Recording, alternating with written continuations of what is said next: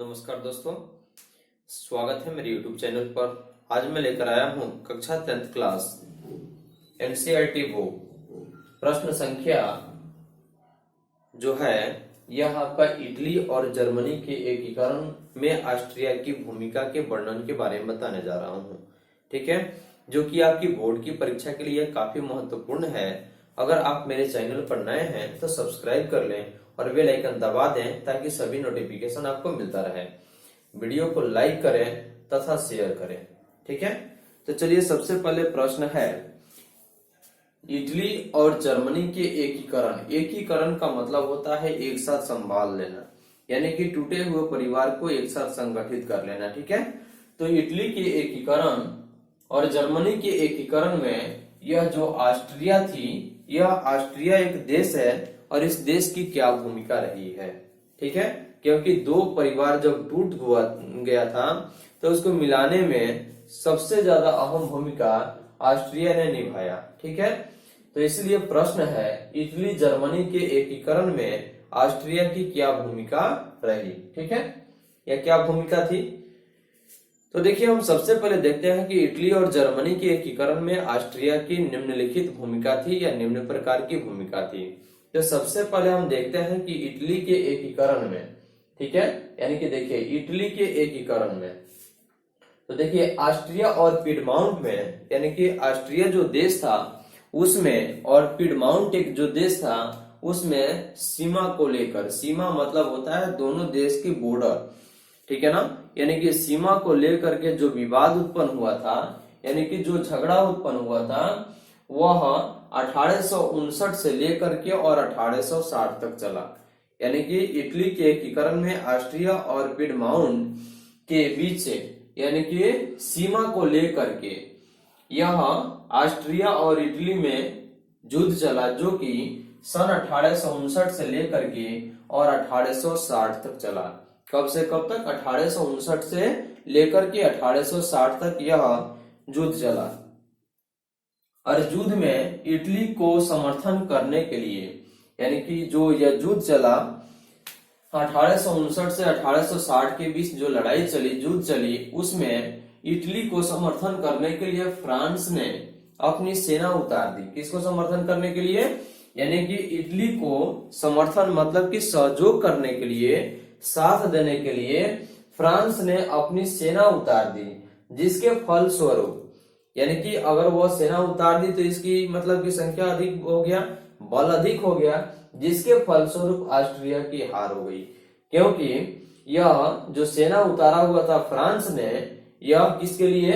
यानी कि यह इटली के समर्थन में उतारा, जिसकी वजह से सेना की बागडोर की स्थिति के हिसाब से अगर देखा जाए, सेना की तुलना में देखा जाए तो ऑस्ट्रिया कमजोर पड़ गया, और ऑस्ट्रिया कमजोर पड़ गया जिसकी वजह से वो क्या हुआ?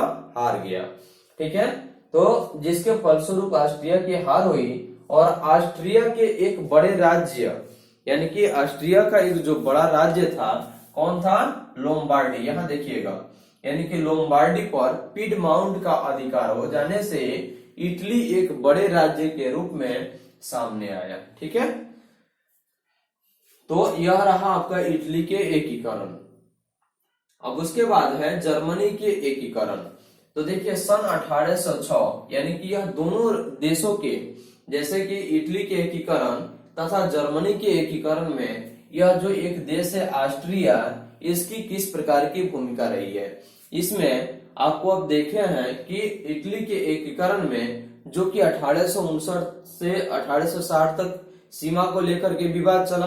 ठीक है, तो देखिए अब जर्मनी के एकीकरण देखिए, तो 1806 में नेपोलियन द्वारा, नेपोलियन बोनापार्ट जो था ना, उसके द्वारा जर्मन क्षेत्र को जीतने पर, यानी कि किसके? नेपोलियन बोनापार्ट द्वारा सन 1806 में नेपोलियन बोनापार्ट द्वारा जर्मन क्षेत्र को जीतने पर राइन राज्य का गठन हुआ, यानी कि एक राज्य का गठन हुआ, यानी कि नए राज्य का निर्माण हुआ, यानी कि नया राज्य बनाया गया। ठीक है, तो सन 1806 में नेपोलियन द्वारा जर्मन क्षेत्र को जीतने के बाद, यानी कि जीतने पर राइन राज्य का गठन हुआ, जिससे जर्मनी वासियों, यानी कि जर्मन में रहने वाले जितने भी लोग थे वे सभी लोगों ठीक है, वे सभी लोगों में राष्ट्रवाद की भावना बढ़ने लगी। यानी कि राष्ट्रवाद मतलब सभी को एक साथ मिलजुल कर रहने की भावना बढ़ने लगी।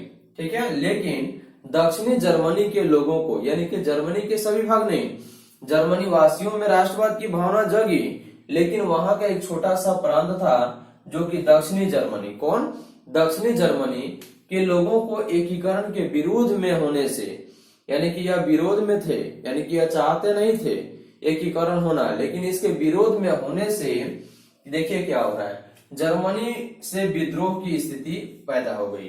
यानी कि एकीकरण के विरोध में होने से जर्मनी में क्या हुआ, यानी कि जर्मनी में आपका विद्रोह यानी कि लड़ाई की स्थिति पैदा हो गई, यानी कि शुरुआत हो गई, जिसे ऑस्ट्रिया और प्रसा ने मिलकर दबा दिया, क्योंकि उस समय प्रसा और ऑस्ट्रिया दोनों वहां का शासक देश था।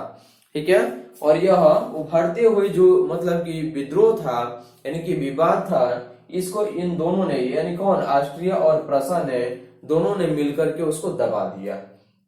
ठीक है, क्योंकि और दबाने का मुख्य कारण यही था कि प्रसा जर्मनी का एकीकरण जो करना चाहता था वो अपने नेतृत्व में, यानी कि अपने हिसाब से करना चाहता था।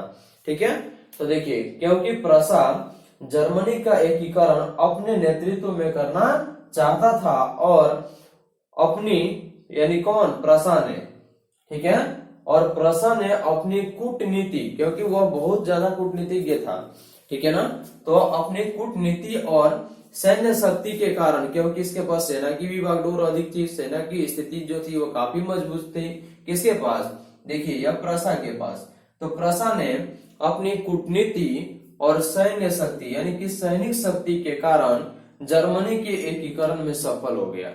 ठीक है, क्योंकि उस समय ऑस्ट्रिया के पास सेनाओं की जो संख्या थी, सेना की जो स्थिति थी वह कमजोर पड़ गई थी। ठीक है, क्योंकि यह जर्मनी के एकीकरण में यह हारा हुआ था, क्योंकि इसमें फ्रांस ने यानी कि किसको अपनी सेना उतार दी थी, किसके सपोर्ट में, यानी कि इटली के समर्थन में, जिसकी वजह से वहां भी हार हुआ था। ठीक है, यानी कि इटली के एकीकरण में ऑस्ट्रिया का हार हुआ था, लेकिन जर्मनी के एकीकरण ने भी यह चाहा कि हम अपना फिर से अपना वर्चस्व कायम कर लें, लेकिन यहाँ भी उसकी सैन्य शक्ति कमजोर पड़ जाने के कारण प्रसा ने इस पर अपना अधिकार जमा लिया। ठीक है, यानी कि प्रसा की सैन्य शक्ति मजबूत थी और ऑस्ट्रिया की सैन्य शक्ति कमजोर थी, और यह प्रसा जो था यह काफी कूटनीतिज्ञ था। ठीक है, जिसकी वजह से यानी कि जर्मनी के एकीकरण में वह क्या हुआ, सफल हो गया, किसने, प्रसा ने। ठीक है, तथा बिस्मार्क को वहां का चांसलर नियुक्त कर दिया, किसने, यानी कि प्रसा ने अपने कूटनीति विचार के और सैन्य शक्ति के कारण जर्मनी के एकीकरण में सफल हो गया, क्योंकि वह नहीं चाहता था कि ऑस्ट्रिया का अधिकार इस पर कायम हो, इसलिए वह अपनी सैन्य शक्ति और कूटनीति विचारों के कारण जर्मनी के एकीकरण में सफल हो गया। ठीक है, सफल हो गया, तो इस प्रकार से बिस्मार्क को वहां का क्या कर दिया, यानी कि देखिए चांसलर नियुक्त कर दिया। ठीक है, तो इस तरह से अच्छे से वीडियो को देखते जाइए और अपनी तैयारी को काफी मजबूत करते जाइए।